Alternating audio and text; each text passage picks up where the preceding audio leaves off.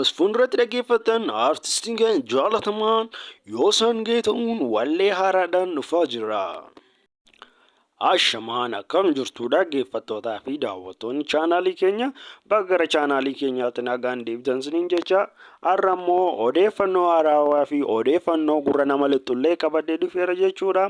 Egaan daawwattoota keenyarraa kan isinirraa eegamu gaa sabiskiraayib gochuu waan tokkoyyuu nama hin dhiphisu just kilikii magartuquudha waan ta'eef nuuf immoo gahee guddaa qaba waan ta'eef just sabiskiraayib nu godhaa akkasumas immoo laayikii fi sheer gochuun illee sooshaal miidiyaa garaagaraa irratti qabdanitti sheer godhaa. Kana immoo artistii keenya illee baay'ee kan fayyadu ta'a jechuudha. Odeeffannoon kun yoo ba'ee artistii keenya jaalatamaa fi gahee guddaa taphata jechuudha. Egaan daawwattoota keenya gara viidiyootti isin haa dabarsu.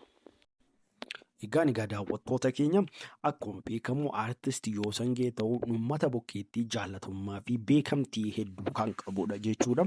Artistiin keenya jaalatamaan kun kanaan dura wallee garaagaraa baasuudhaan illee uummata bukkeetti beekamtii hedduullee kan qabudha jechuudha. Artistii keenya jaalatamaa kanarraa kan eegnu wanta hedduudha jechuudha. Kanaan dura wallee garaagaraadhaan dhufuudhaa fi uummata bukkeetti beekamtii guddaa qaba jechuudha. Kanumaan durayyuu egaan dhiyeenya kana immoo artistiin keenya jaalatamaan kun sadii obsaa kan jedhu mata dureensa wallee gadhiisee gara miliyoona 40 olii view itti argateera jechuudha. Akka afaan Oromootti tokkoffaa ta'eera jechuudha. Akka afaan Oromootti walleen miliyoona 40 ol argatee hin jiru jechuudha. Kan isa jalqabaati jechuudha. Ergasii booddee immoo artistiin keenya jaalatamaan kun baala gisee kan jedhu dhiyeenya kana sirba gadhiisee ji'a 2 gidduutti miliyoona 5 ol argatee jira jechuudha. Amma immoo waggaa tokko erga guutee immoo miliyoona 10 ol darbuu danda'ee jira jechuudha. Artistiin kun walleensa egaan daawwattoota keenya artistii jaalatamaa kana immoo wallee haaraa fi wallee baay'ee namatti tolu wallee sadanuu kan jedhu Yoosan Geeta'uu artistiin keenya kun wallee bareedaa tokkoon dhufaa jira jechuudha. Egaan daawwattoota keenya akkuma beekamu artistiin keenya kun kanaan dura xiraatii hedduu bareedaa fi baay'ee kan namatti tolullee dhufaa ture. Akkuma hawwinu viidiyoon kun yeedaloonsaas kan baay'ee bareedudha. Walaloonsaas kan baay'ee bareedudha. Akkaataan itti hojjetamallee baay'ee kan namatti toludha jechuudha daawwattoota keenya.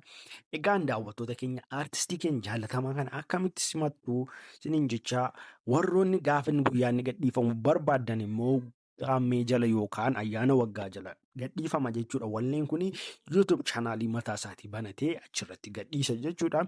Egaan daawwattoota keenya YouTube chaanaalii isaa immoo koomentii jala yookaan description boxii jala isiniin ka'aa yaada qabdan illee warroonnis kana jaallattan illee koomentii jalatti lakkoofsa 3 barreessan siniin jedha. Egaan daawwattoota keenya viidiyoon keenya kana ture amma dhumaatti waan nu daawwattaniif galatoomaa siniin jecha abdiidhaan akka artistii keenya jaalatamaa kana immoo eddan abdiin qaba galatoomaa.